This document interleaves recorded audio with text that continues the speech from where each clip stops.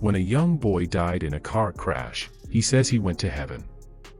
After being resuscitated, he came back with a message he says Jesus gave him to share with the world, and he wants everyone to hear it before it's too late. Landon Whitley was in the back seat, riding home from church with his mom and dad, on October 19, 1997, when tragedy struck. I didn't see what he was yelling at. I didn't see the ambulance coming, but I remember him yelling. That was the last thing I heard from him, Julie Kemp, Landon's mom recalled, according to Fox News. The she is referring to was her husband Andy, and the ambulance she speaks of broadside their car in an intersection.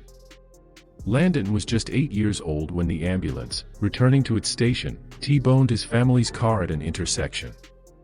His dad died instantly. Rescuers stabilized Julie but didn't realize Landon was also in the car. They couldn't see his body because of the damage that was done to the driver's side of the car, and Landon was sitting behind his dad, Julie explained.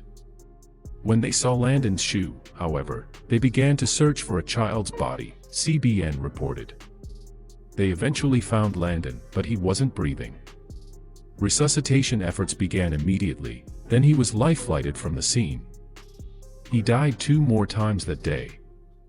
Each time, he was brought back to life, but he wasn't out of the woods.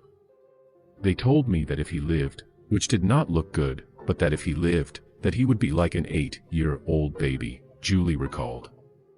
He would not know how to walk or talk or to eat because of all the brain damage. I was so desperate that was okay.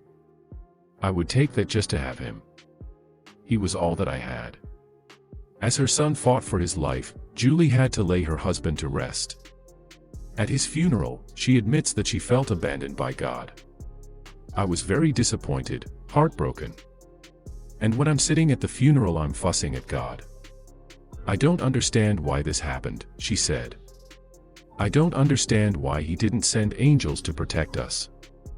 But in the very next breath, I'm praying as hard to him as I've ever prayed in my life for Landon to live. Although Landon suffered massive head trauma during the accident and was left in a coma, hooked up to all kinds of machines to keep him alive, after 2 weeks, the boy opened his eyes and answered to Julie's prayers. To everyone's shock, he didn't have any brain damage. In the midst of celebrations that her boy was finally awake, however, Julie realized she had to tell him that he had lost his dad. He had scars on his face. And his head was just full of hurt. And I didn't want to hurt him anymore, Julie remembered. So I asked Landon, I said, Landon, do you know where your dad is at? And he told me, yes, I know where he's at. I saw him in heaven. That's not all Landon saw in heaven, either. He saw family friends who had passed before and siblings he never knew he had. He looked over to me and he says, oh Mom, by the way, I forgot to tell you. I saw your other 2 kids. And I just looked at him because I wasn't sure what he was talking about. But I had 2 miscarriages before Landon was born. And he saw them in heaven, Julie said.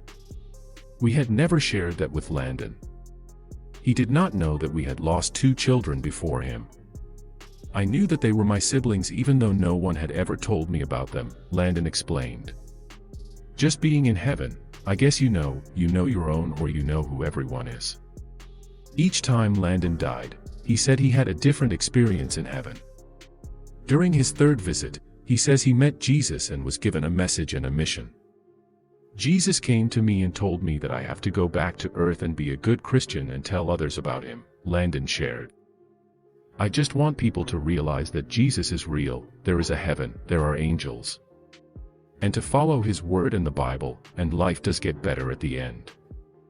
Following the command Jesus gave him that day, Landon and Julie now use their experience to help others who are struggling with loss and are in need of hope. I know I'm doing it for Jesus, Landon added. I know that he's real. I know that angels are there. I know that there's a heaven. I've seen Jesus. I know he's there. He's asked me to do this and this is what I'm doing. I didn't understand in 1997, why God didn't send an angel. But I know that there were angels there. And I know that we were protected and we are living out what His plan is for us," Julie said. "Instead of staying stuck in grief or instead of staying mad at him, I was able to use this story to help others not to give up and to keep their faith on their grief journey," she continued. "It is a huge blessing that I get to watch my child tell others about Jesus," Julie added. "He is always willing to let others know that there is a heaven. 'Cause he's been there."